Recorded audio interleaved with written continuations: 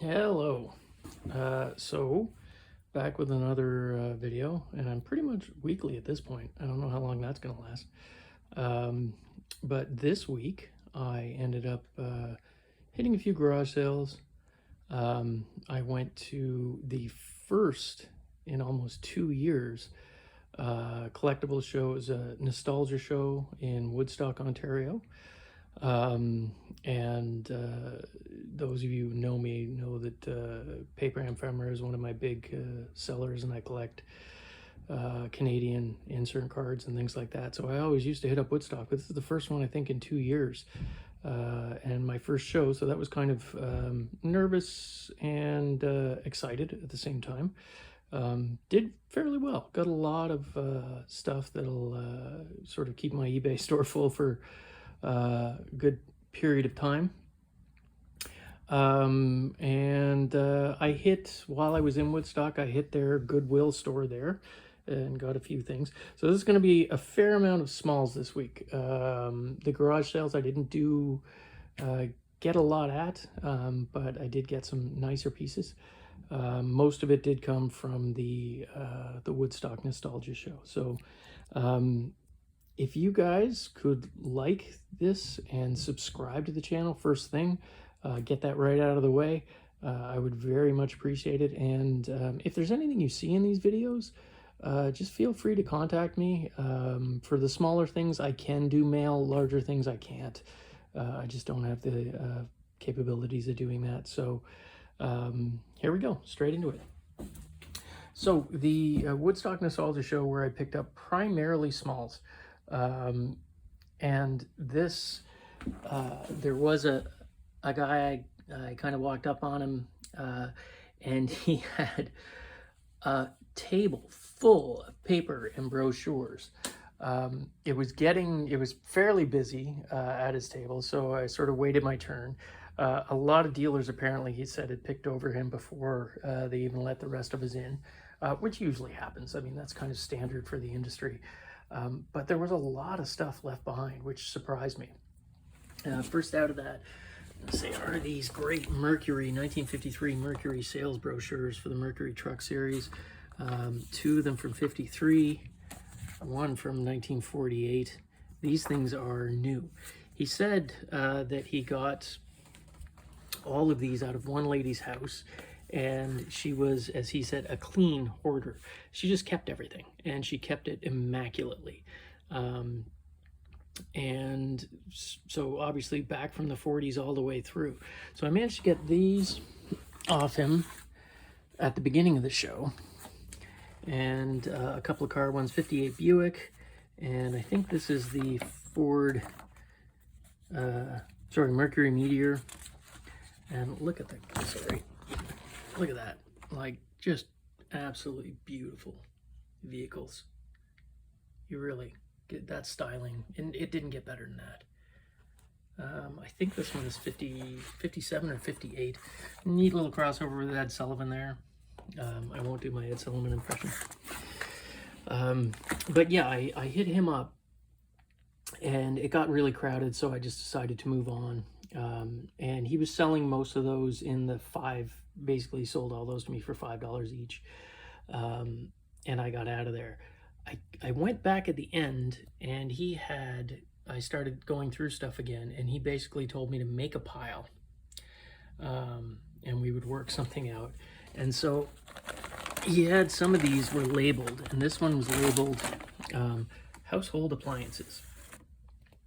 And most people will be thinking, well, why would you get that stuff? But for somebody who collects, and there are people out there who collect household appliances, these brochures are perfect. They're very modernist. Like, look at showing the design of the building. This is for the new Frigidaire, and people still have these fridges. And if you're a collector, you're going to want to get things like this. So I never pass up brochures, but look at those. I mean, it's colorful, it's perfect. I think this is probably the first time this has ever been opened up and looked at. And it's a bag filled with all kinds of brochures for all kinds of stuff. Here's another one for the new Frigidaires. I think this is, would have been 56 or 57, I don't know, because look at that vet on there. There's another one with a lady sitting in an Eames chair. Yeah, they're just, even if you're just into 1950s sort of stylistic graphics, this is a gold mine. So I got that. These little chalks from company in Brooklyn, and again, you have this on here. That's crayons from a company in Brooklyn. That one's dated 1947. Some cough drop boxes. A couple more bags of these. And then this bag I grabbed as well because it's labeled TV and radio. And all of the old TV ads are in there. Brochures for TVs and transistor radios, which collectors just, you know, love this stuff. It's not huge money, but you're looking at about 10, 15, 20, that type of thing each. So all told, I made a pile, and all told, everything was 188 pieces that I went back to, and he just said $40. So yeah, you can't really go wrong with that. So that was kind of a good way to start off the show. A couple other pieces. This one I haven't even opened up and looked at, but it just looks so cool. It's early, probably 19 teens. It's called the phonograph top, and it's supposed to play a little bit of music, and inside there's a little top on there you spin, and there's little discs. It's only 10 bucks. Just for me, that's just personally because I collect records and it's kind of record related. Edwardsburg Starch in the war years put out this great collection of beautiful images of ships. They're like oversized collector cards essentially. Sorry, open this up. Someday I'm going to get a hands-free finger, and that won't happen anymore, but these ones have been pinned at some point, but they're still pretty great. And the guy gave them, it's got 20 on there. The guy gave them to me for 10 bucks. There's the Spitfire. I mean, if you're into World War II, there's the Flying Fortress bomber, the Lockheed Lightning. I mean, these are legendary planes. Oh, and the tank's in there too. Yeah, Bren gun carrier. From what I recall out of the series, that was the only one that wasn't a plane or a ship. So again, 10 bucks for 6 of them. You're starting to get in the $1 a piece range, which is, you know, you can't pass that stuff up. This little guy was, he had 12 on there. I think I paid 10 in the end. This was from Lipton Tea, or Lipton Soups, sorry.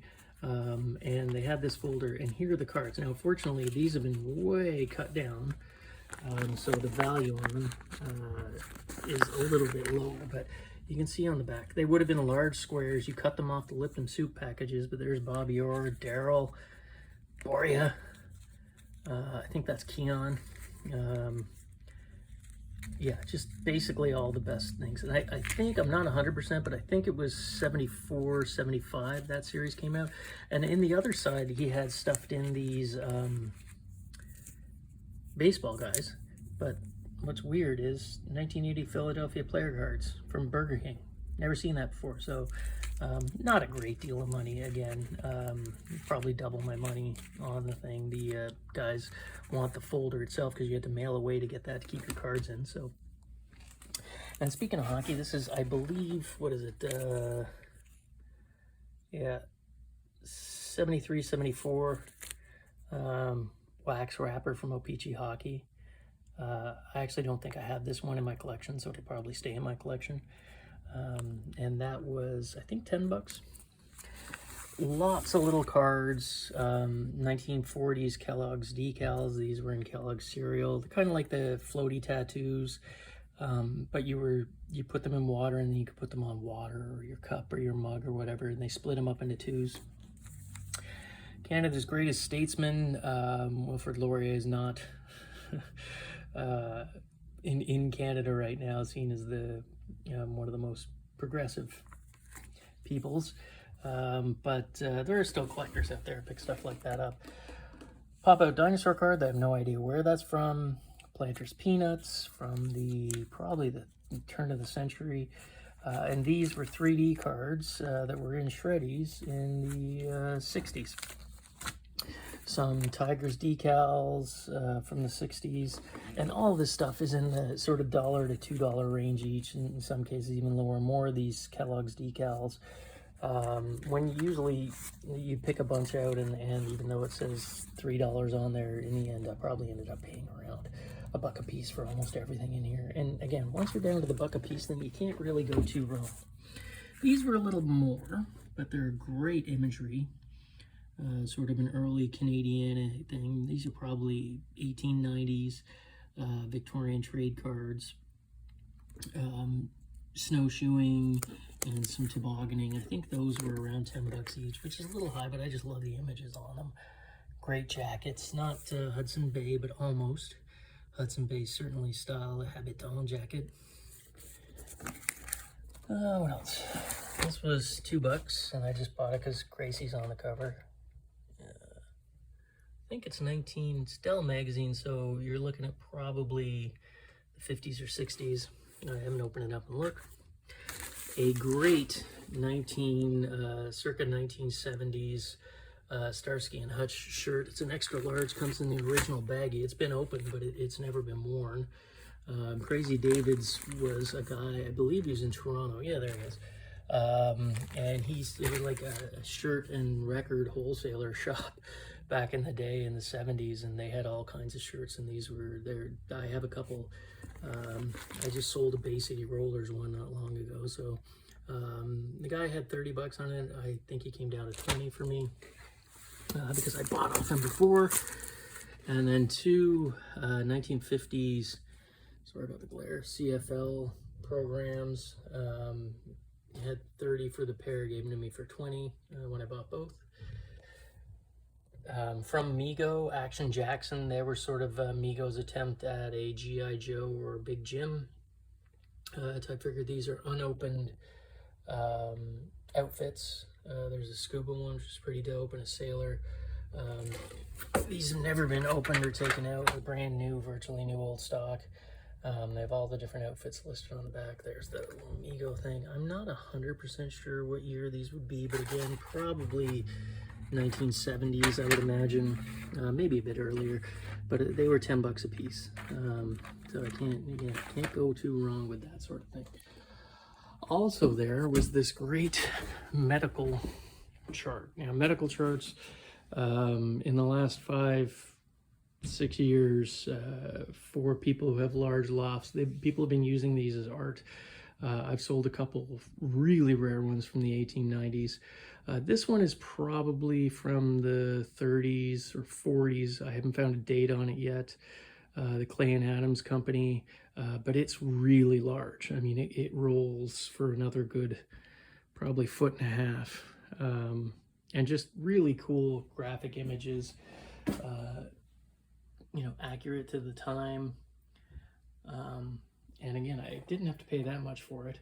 The lady pointed out to me, she's like, it's not 75 cents, because there's a 75-cent tag. So clearly at some point somebody bought it for 75 cents. But I think in the end we settled on, I'm not sure, it wasn't very much. It was in the 30-40 range.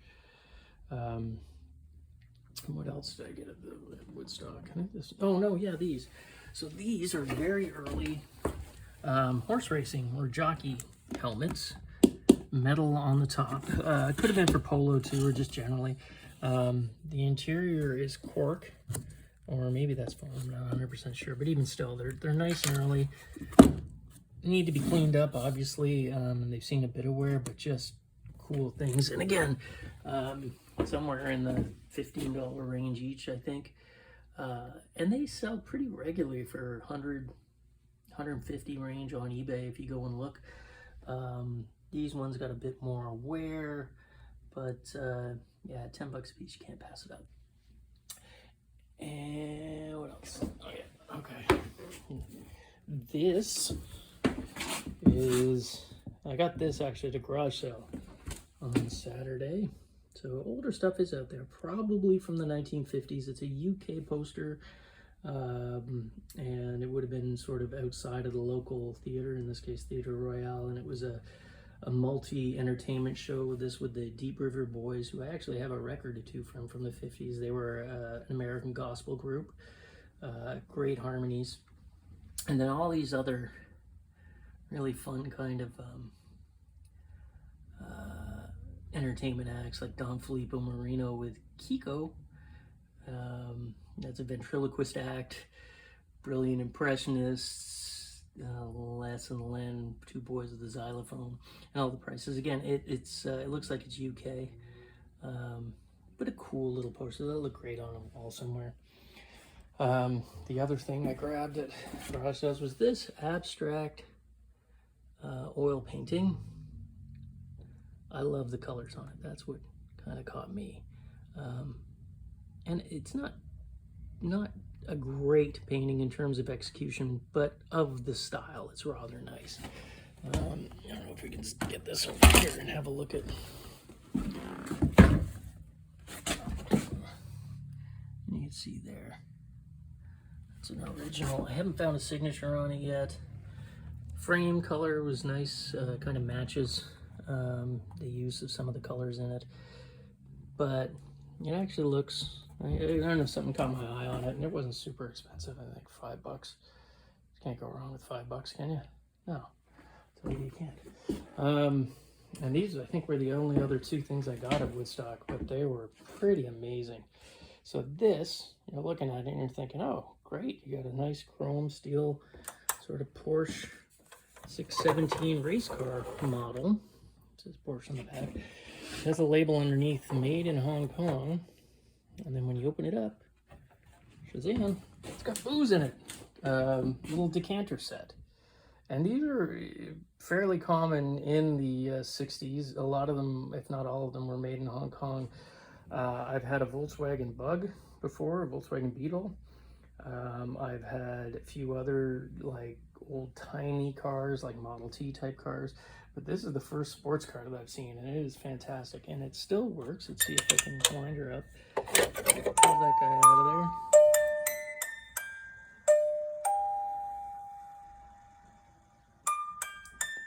Needs to be wound up, but yeah, there you go. When you pull the bottle out, it starts up like that. So yeah, I don't know the message about drinking and driving is that sort of forward-looking. You wouldn't get away with that now, but that is just a super cool-looking car. And it was $18, which kind of blew me away, because the last time I saw the Volkswagen Bug for sale at a dealership, it was like $250. So yeah, I have no idea what this is. I checked out comps on eBay. There's one for sale for $200 right now. But this might stay with me for a little bit, because that's one of my favorite race car eras too. Sort of those 60s cars. And then the first thing I saw right when I walked in, this price tag in case you don't believe me, was this Zippo display unit. It's not old, it's a newer one, but it does light up and it does rotate, and it does, everything about it works. It has a lock and key. Probably not even 10-15 years old, but if you're a Zippo collector, this would look amazing with your collection in it, rotating and lit up. And it was only 20 bucks. It was the first thing I saw when I walked in, and I said to the lady, I said, is that 20 bucks for the whole thing? And she's like, yeah. And I handed her the money and said, I'll be back to pick it up after the show. She said, fine. So if nothing else, I could just use it here as a display unit. I don't know, put action figures or dinky cars in it or something. It was just too good to pass up for 20 bucks. And there was a person right behind me who was just like, did he just pay 20 bucks for that whole thing? And I think the lady started to think she might have underpriced it. So felt a little bit bad, but hey, them's the breaks. And then down here, this was actually, oh, I got these too. Some pins, rock pins. I collect these things. It's a Frank Zappa tour one from the Chic Ya Booty album. Zappa for Canada, which is kind of cool. Older one. A Clash London Calling mirror pin. And then a 1985 U2 tour pin. Kind of cool. And they weren't very much. I think it was 10 bucks for the three. And then these were what I got from the the Goodwill store, thrift store in Woodstock, Ontario. And they were just putting these out. And I thought, I've seen these in other stores where they put them behind the counter and they ask for like 40 bucks, which is way beyond things, but they were all just $4 each. So I grabbed them all. These were carnival mirrors. Usually they were given away as prizes at the local fairs and carnivals that traveled around. The X, you'd see him as well. If you're old as me, you would have seen things like these. Head shops would have them too, but most of these are actually pretty tame, sort of new wavy pop acts like Cyndi Lauper. There are a bunch of Boy George and the Culture Club. Yeah, I think that's another Boy George under there, just different color scenario. Yep. And then Duran Duran. Yeah, I wanted to be Simon Le Bon for like about 6 months of my life back in the day. All the girls thought he was the best thing in the world. And then this one, which was in there too, is just sort of a Corvette. Looks like a Stingray. Looks like a 60 Stingray, sort of cartoony type thing. But they were all $4 each. So pretty happy with that, because you usually don't find that much in thrift stores anymore that's reasonably priced. And then, oh, I got these two things at a garage sale. Probably mid-60s. They are canister sets, and unfortunately they don't have neither of them have the big flower, but the sugar, coffee, and tea are all in there with their lids. I'll bring this out.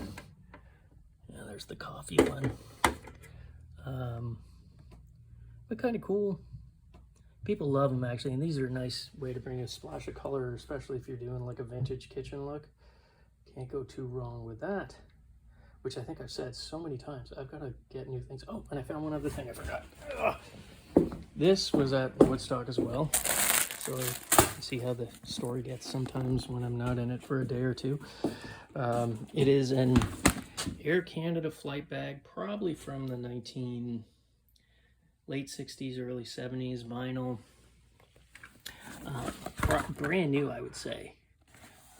There is a label in there. It's made in Canada in Montreal.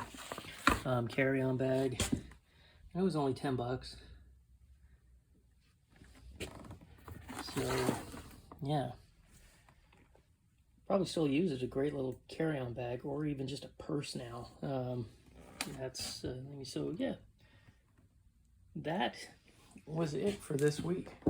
As I said, the garage sale season here in Canada is, well, Southern Ontario anyways, is starting to wind down. Getting colder weather, not that bad, but it was a little rainy on the weekend too. Discouraged quite a few people from setting up, I imagine. But now, for the first time in a couple of years, there are collectible shows. And so that's great for me because, as you know, I get a lot of paper and things like what I picked up here today, brochures and stuff like that. And that kind of thing just sells on the regular on my eBay page, eBay store.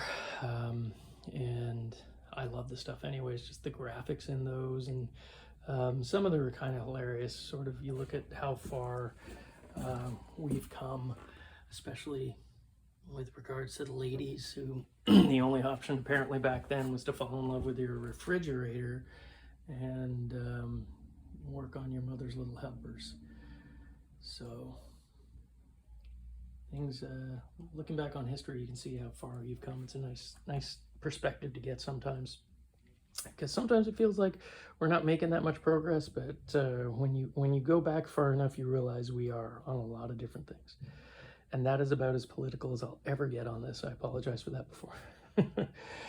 So yeah, if you guys could like and subscribe, as they say, that would be awesome. My subscribers have gone up a little bit, but a lot more people are watching. I'm getting a lot more views than I thought I ever would, and I'm really happy with that. So I want to thank you all for taking the time to watch. But if you haven't subscribed, subscribe, hit that like button, as they say, hit the bell icon, because you can get notifications when I put these up. I'm going to try to keep doing it on a weekly or bi-weekly basis. Yeah, so that's it. Okay, well, I hope you all have a good week, and I'll post another one of these next week. And I hope you are able to grab some fun finds while you're out and about during the week. Have a good one. Bye.